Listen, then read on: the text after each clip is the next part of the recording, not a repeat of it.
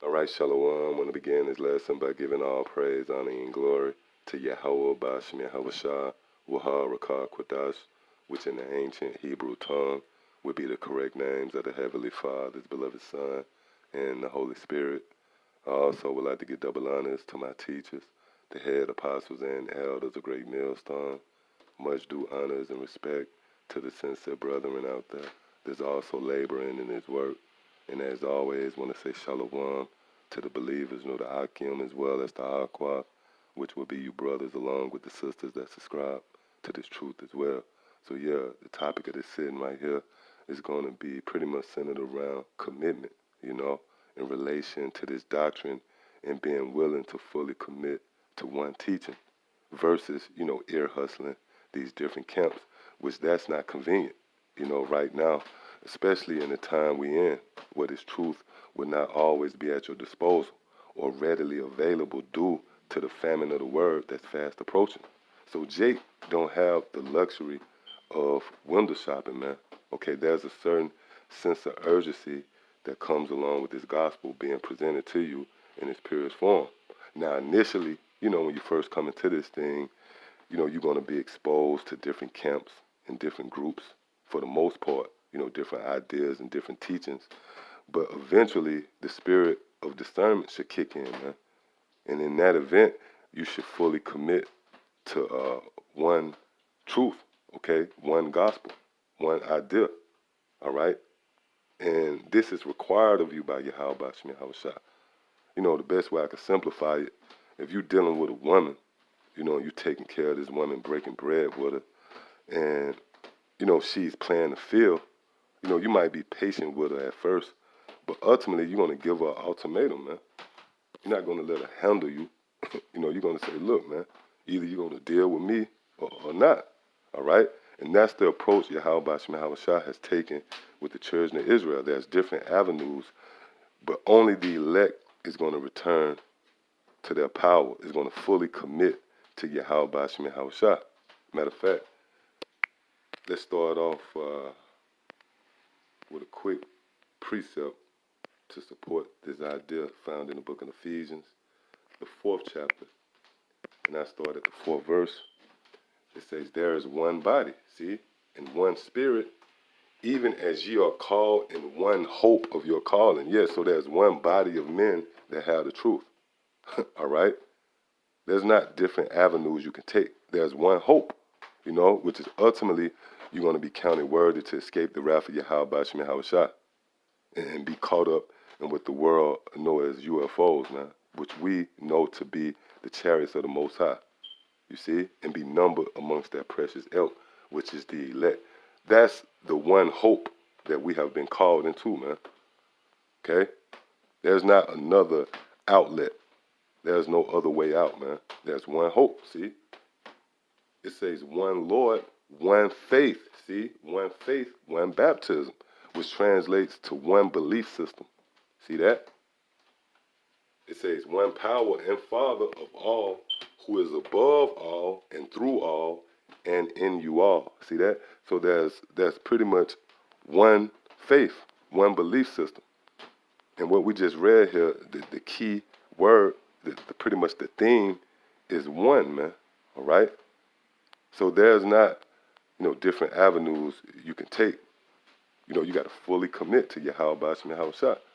Now, when you jump down to the 14th verse, it says that we henceforth be no more children tossed to and fro and carried about with every wind of doctrine. See, let's read this again.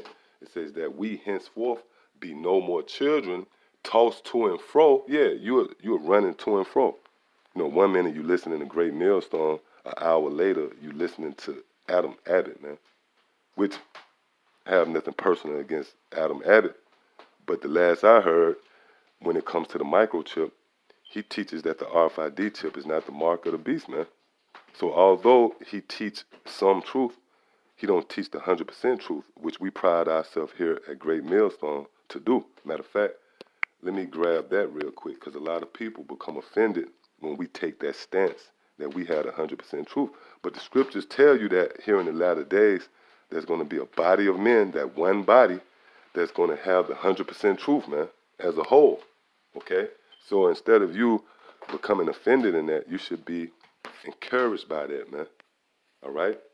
So this is the book of 1 John, the 2nd chapter, in the 20th verse. It says, but ye have an unction from the Holy One, and ye know all things. See? And ye know all things, man. So you should be encouraged by the fact that the Lord have raised up men who have the 100% truth. You know, if you're in a car with someone and they're skeptical about where they're going, they're not sure where they're going, you're going to be uncomfortable with that, man, versus someone who know where they're going. You'll be more willing to ride with that person. See that? So when you go back to Ephesians, the 4th chapter and the 14th verse again, that we henceforth be no more children tossed to and fro and carried about with every wind of doctrine. Yeah, the scriptures don't encourage that, man, for you to be carried about with every wind of doctrine. Okay? The scriptures support the idea of standing stiff for this gospel, man. And it tells you that in the book of 2nd Ezra, the 2nd chapter, when concerning the attributes of the elect, how they stood so stiffly for the name of Yahweh Shem Yahushua, which translates to this doctrine. You got to be stubborn in righteousness, man. You got to stand stiffly for this doctrine. Okay? You got to be rooted and grounded in Yahushua. You can't be all over the place, see? Again, it says that we be no more children tossed to and fro and carried about with every wind of doctrine. See that? By the sleight of men and cunning craftiness whereby they lie in wait to deceive. Yeah. So you have to stand stiffly, meaning you have to fully commit to one doctrine, man. See that? And this is the characteristics of the elect, which the scriptures gives you the characteristics of the elect. And if you was wise, then you would pattern yourself after the elect. Matter of fact, let me get another quick precept before we get into this lesson. This is the book of Colossians, the 3rd chapter, in the 12th verse. It says, put on, therefore, as the elect of the Most High, holy and beloved bowels of mercies, kindness, humbleness of mind, meekness, long-suffering. See? But the point is, the scripture says, put on, therefore, as the elect, meaning pattern yourself after the elect. And what would the elect do? The elect would commit to one doctrine, man. And they're going to follow that one doctrine. Matter of fact, you get this real quick in the book of Revelation, the 14th chapter, in the 4th verse. It says, these are they which were not defiled with women. Yeah, and this women right here is not literal, man. As if the elect is not going to know women. You got a lot of bug outs that'll read that at face value, and they will come to the conclusion that the elect is going to be physical virgins, man. Meaning they would never have sex. No, that women is symbolic to different ideas and philosophies, and doctrines. The elect is going to follow one doctrine. See? And that doctrine is going to be the doctrine of the men that the Lord raised up. And the scriptures go into that. Matter of fact, let me get that real quick. In the book of Acts, the 2nd chapter, and starting at the 41st verse, it says, then they that gladly received his word, see, that word again, that doctrine, were baptized, and the same day there were added unto them about 3,000 souls, and they continued steadfastly in the apostles' doctrine. See? And they continued steadfastly in the apostles' doctrine. Yeah, and again, that word steadfast translates to standing stiffly, not being all over the place, man. You standing steadfastly in the apostles' doctrine, meaning they didn't sit in the hearing of the apostles, then an hour later, they gathered under the Sadducees or the Pharisees or the Sanhedrin, man. No, they continued steadfastly in the apostles' doctrine. See that? It says, then they continued steadfastly in the apostles' doctrine and fellowship. Yeah, and that spills over to this very day. That fellowship comes in the form of these epistles, in the form of these videos. Whenever we upload these videos and you brothers and sisters partake in these live streams, that's the fellowship, okay? That's what you'll call fellowship, see? It says, and in breaking of bread, yeah, that's what we do through the spirit and power of Yahweh Shem Yahushua. When we rightfully divide this word, that's breaking bread and giving it to you, see? and in breaking of bread, and in prayer. See that? So when you go back to Revelation, the 14th chapter, and the 4th verse again, these are they which were not defiled with women, see, for they are virgins. These are they which follow the Lamb whithersoever he goeth. Yeah, and that Lamb is symbolic to these teachings, man. We're going to follow what we was taught, okay? We're not going to, listen to the apostles or the elders or whatever men the Lord led you to and presented you with this truth only to listen to someone else, man. You know, that would be considered mixed wine. And if you know anything about drinking, that's not convenient for you, man. You know, here it is, you drinking white liquor and you mix it with brown liquor. You might drink a couple of beers and some yayan. What's going to happen ultimately, man? You're going to vomit it all up. Okay? It says, these are they which follow the Lamb whithersoever he goeth. These were redeemed from among men, being the first fruits of the Most High, and to the Lamb. See that?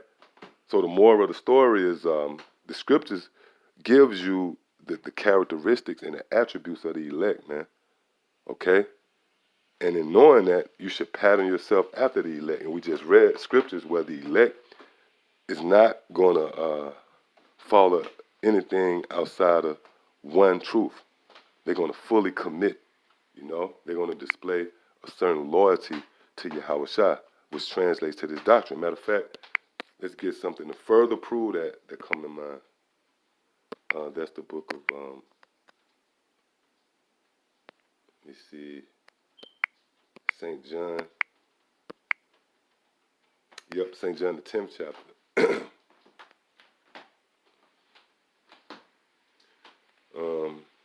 I started the 3rd verse, St. John chapter 10 and verse 3. And again, this is concerning the elect. All right?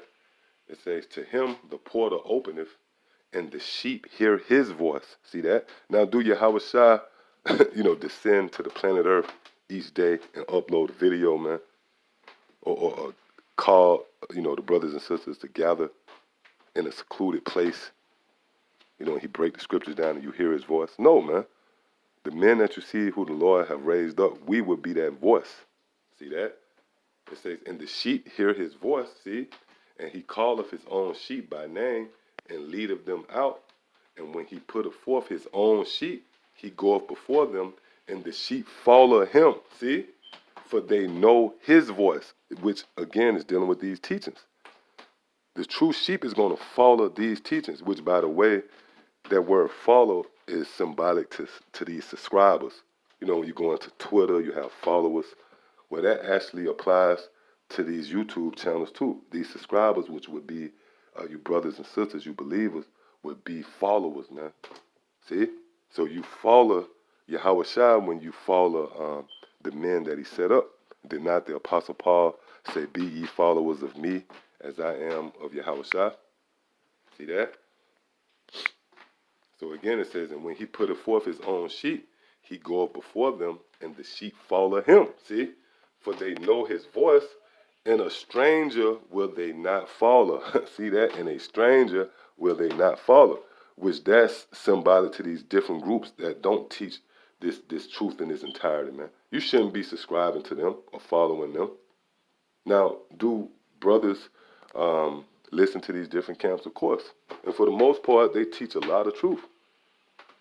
But on the flip side, there's a lot of truth that they don't teach, man. See that? So you're going to have brothers that might listen to them, but these would be seasoned brothers, usually brothers that teach this word themselves. But I wouldn't encourage, one who's just coming into this thing to be ear hustling these different groups, man. That's a distraction right there.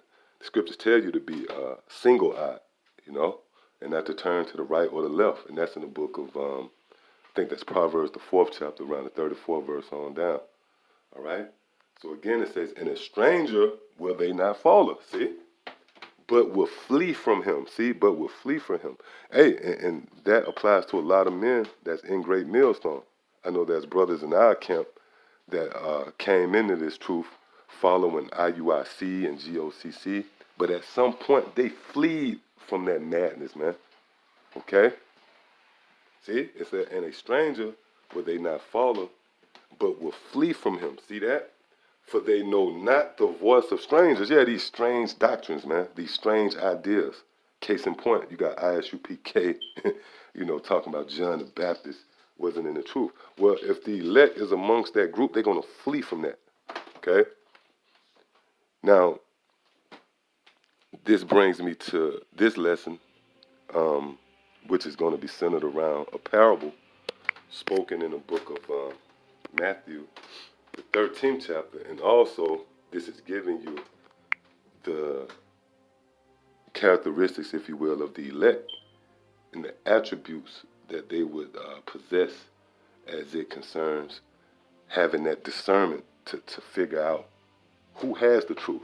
Because again, initially when you come into this thing, yeah, you're going to be exposed to different camps, but the Lord have designed the elect with discernment, man. Okay? And with that discernment, you're going to make the right decision, And in that decision, you're going to have the insight, if you will, the mental capacity to say, you know what? This particular group had the truth. This particular teacher has the truth. And in that, you're going to commit to that one teaching, all right? So with no further ado, this is Matthew, the 13th chapter. And starting at the 45th verse, it says, again, the kingdom of heaven is like unto a merchant man seeking goodly pearls. And this really can apply to all of Israel. Okay, we all was seeking goodly pearls, meaning we was looking for the answers, man. Being a downtrodden people, a people oppressed. The first one fired, the last one hired. The butt of all these different nations' jokes. At the bottom of the totem pole, so to speak, in the food chain, if you will. We was looking for answers, man. Okay? That's what this is going into. It says, again, the kingdom of heaven is like unto a merchant man seeking goodly pearls. So you can apply this to all of Israel, but ultimately it's dealing with the elect, because those amongst the elect was looking for answers too, man. And read on, it says, who, when he had found one pearl, see that word one again, it didn't say multiple pearls, man. You only going to get a pearl. Oh, that's why you hear Jake say, hey, brother dropping jewels, man. That's this knowledge, man. But it didn't say many pearls. It says, once this merchant found one pearl, let's read it again. It says, who, when he had found one pearl, see, of great price, and there's no coincidence that word great is there, man, which we always, highlight, in the fact that the Lord have a play on words. You got to understand, this is the Lord's theatrics, man. Before we got here, before we came under the banner of Great Millstone, that word great was written, man. Okay? And if you're spiritual, you'll pick up on these subtle nuggets that the Lord leave out there, man. Okay? It says, who, when he had found a pearl of great price, see, went and sold all that he had and bought it. Meaning he bought into that doctrine, man. And he sold everything else, man. See? But ultimately, this man was equipped with discernment. See? You got a lot of Jakes out there that still straddling the fence. Why? Because they not equipped with discernment. Matter of fact, you know what? Let me get a precept that pretty much goes hand in hand with this parable right here. Let me get it right here in the book of Proverbs, the 31st chapter. And let me see.